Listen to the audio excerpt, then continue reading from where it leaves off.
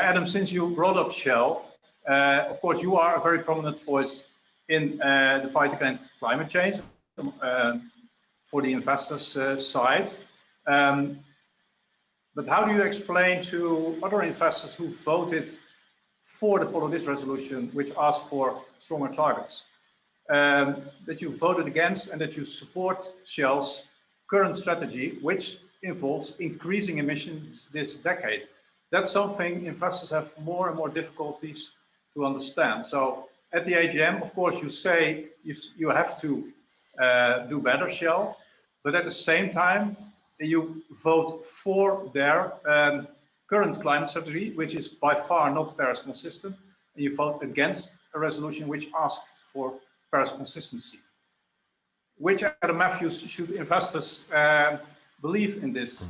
Well, in this case? I mean, the one who votes or the one who talks?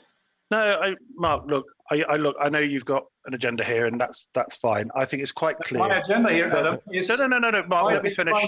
My only agenda, and I hope to get you on board on that. And you're giving Shell the opportunity to say, we can continue on this strategy because we have the support of Adam Matthews, we have the support of the CA100 Plus. And that's my agenda, fighting climate change. And which is what we all share. We all share that agenda, Mark. We all have that, and it's a question of tactics. A shareholder resolution at a single AGM at a single point is a tactic, and you can choose to support it or not in the context of your engagement with a company. As an investor, I think you have a number of other levers that you can pull. We're in an intensive engagement with Shell, and we have very clear objective by 2023 to ensure that the companies that CA100 is engaging with are aligned to the benchmark that CA100 has created, that is tracking the commitments and measuring them against these goals.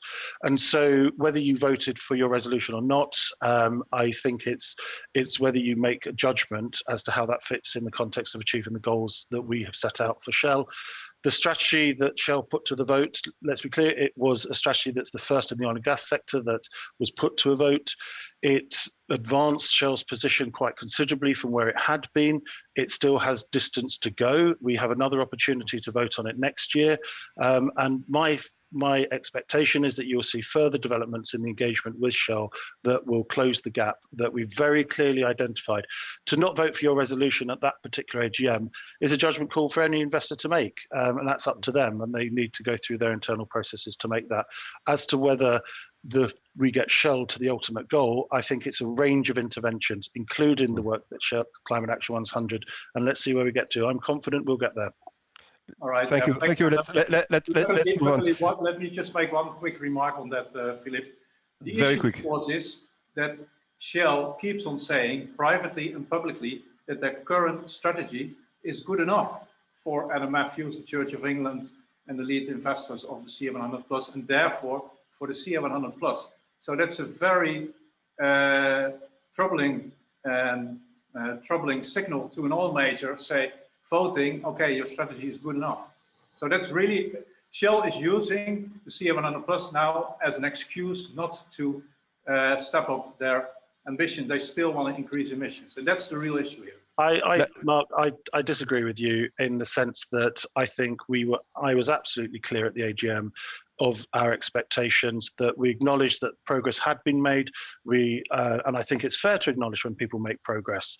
And equally, we acknowledged very clearly that we have expectations for the company to go further. And we underline that from the Church of England Pensions Board, that if there is not that alignment by 2023, we will disinvest our holding.